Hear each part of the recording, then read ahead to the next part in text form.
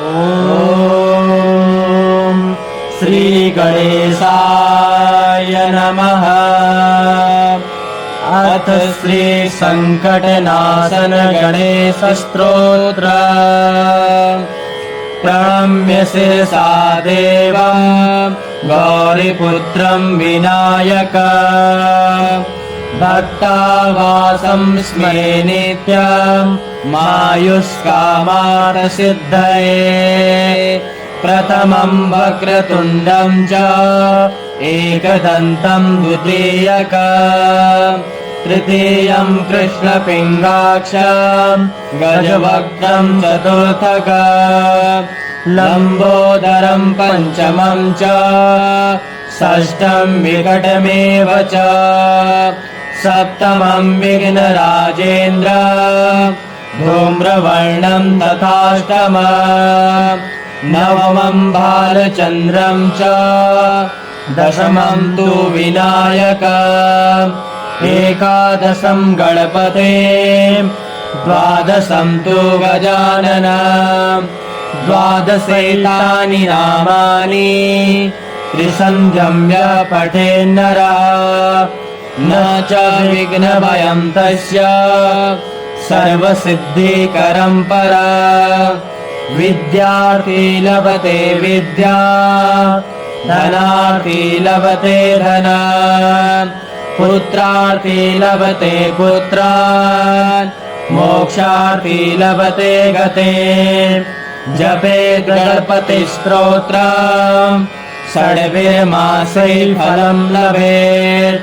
संवत्सरेण सिद्धिं च लभते नात्र संशयः। अष्टभ्यो ब्राह्मणेभ्यश्च लिखित्वाय समर्पयेत्। तस्य विद्या भवेत् सर्वा गणेशस्य प्रसादतः। प्रणम्य शिरसा देवं गौरीपुत्रं विनायक। भक्तावासं स्मरे नित्यं मायुष्कामार्थसिद्धये। प्रथमं वक्रतुण्डं च एकदन्तं द्वितीयक। तृतीयं कृष्णपिङ्गाक्षं गजवक्त्रं चतुर्थक। लम्बोदरं पञ्चमं च षष्ठं विकटमेव च। सप्तमं विघ्नराजेन्द्र धूम्रवर्णं तथाष्टमम्। नवमं भालचन्द्रं च दशमं तु विनायक। एकादशं गणपते द्वादशं तु गजानन। द्वादशैतानि नामानि त्रिसन्ध्यम्य पठेन्नरः। न च विघ्नभयं तस्य सर्वसिद्धिकरं परा।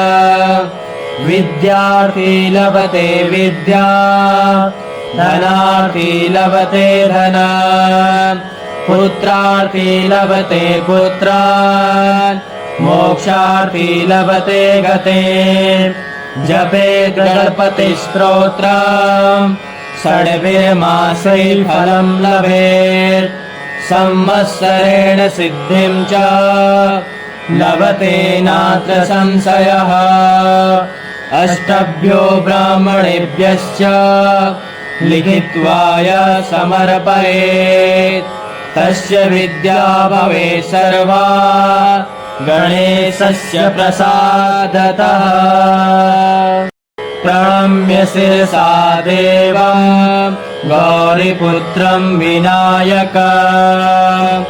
भक्तावासं स्मरे नित्यं मायुष्कामार्थसिद्धये।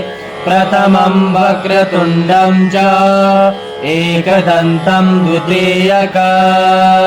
तृतीयं कृष्णपिङ्गाक्षं गजवक्त्रं चतुर्थक।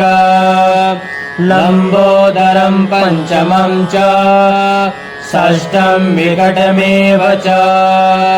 सप्तमं विघ्नराजेन्द्र धूम्रवर्णं तथाष्टमम् नवमं भालचन्द्रं च दशमं तु विनायकम् एकादशं गणपते द्वादशं तु गजाननम् द्वादशैतानि नामानि त्रिसन्ध्यम्य पठेन्नरः न च विघ्नभयं तस्य सर्वसिद्धिकरं परा विद्यार्थी लभते विद्या धनार्थी लभते धना पुत्रार्थी लभते पुत्रान् मोक्षार्थी लभते गते जपेत् गणपतिस्तोत्रम् षड्भिर्मासैः फलं लभेत्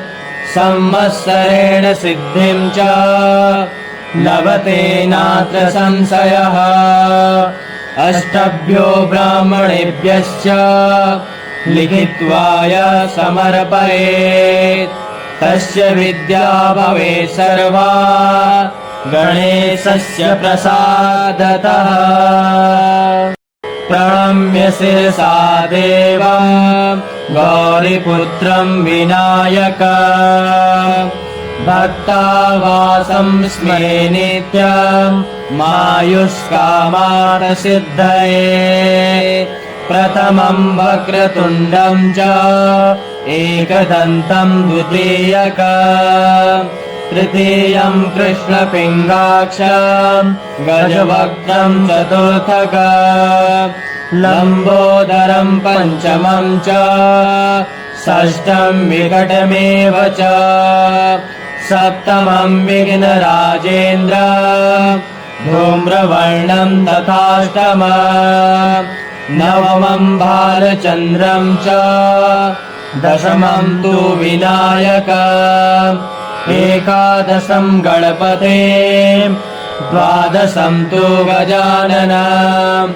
द्वादशैतानि नामानि त्रिसन्ध्यम्य पठेन्नरः न च विघ्नभयं तस्य सर्वसिद्धिकरं परा विद्यार्थी लभते विद्या धनार्थी लभते धना पुत्रार्थी लभते पुत्रान् मोक्षार्थी लभते गते जपेत् गणपतिस्तोत्रम् षड्भिर्मासैः फलं लभेत् संवत्सरेण सिद्धिं च लभते नात्र संशयः अष्टभ्यो ब्राह्मणेभ्यश्च लिखित्वाय समर्पयेत् तस्य विद्या भवेत् सर्वा गणेशस्य प्रसादतः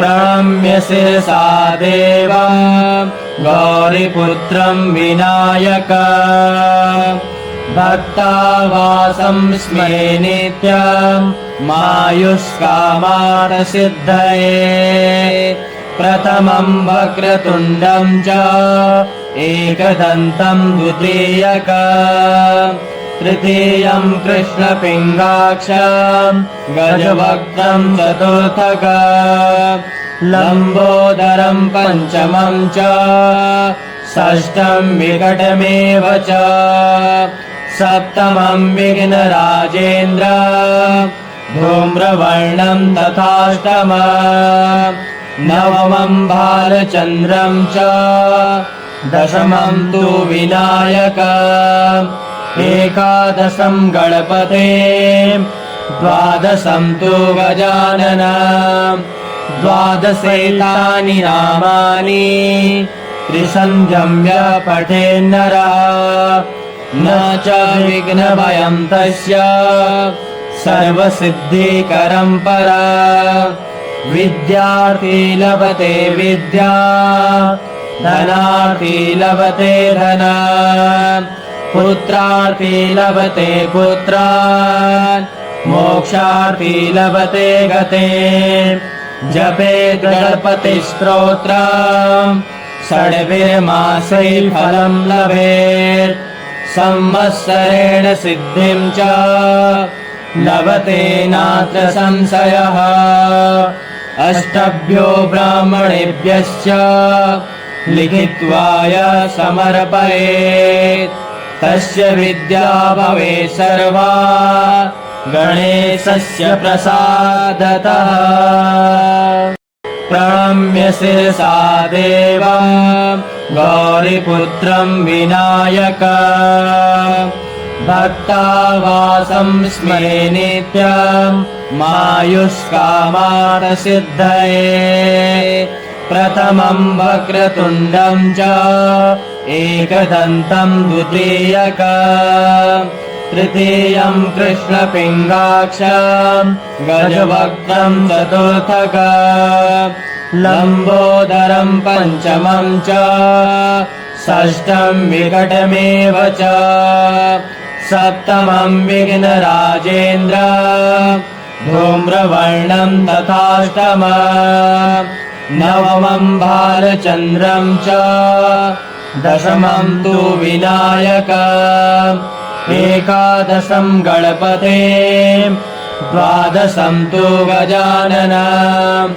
द्वादशैतानि नामानि त्रिसन्ध्यं य पठेन्नरः न च विघ्नभयं तस्य सर्वसिद्धिकरं परा विद्यार्थी लभते विद्या धनार्थी लभते धना पुत्रार्थी लभते पुत्रान् मोक्षार्थी लभते गते जपेत् गणपतिस्तोत्रम् षड्भिर्मासैः फलं लभेत् संवत्सरेण सिद्धिं च लभते नात्र संशयः अष्टभ्यो ब्राह्मणेभ्यश्च लिखित्वा य समर्पयेत् तस्य विद्या भवेत् सर्वा गणेशस्य प्रसादतः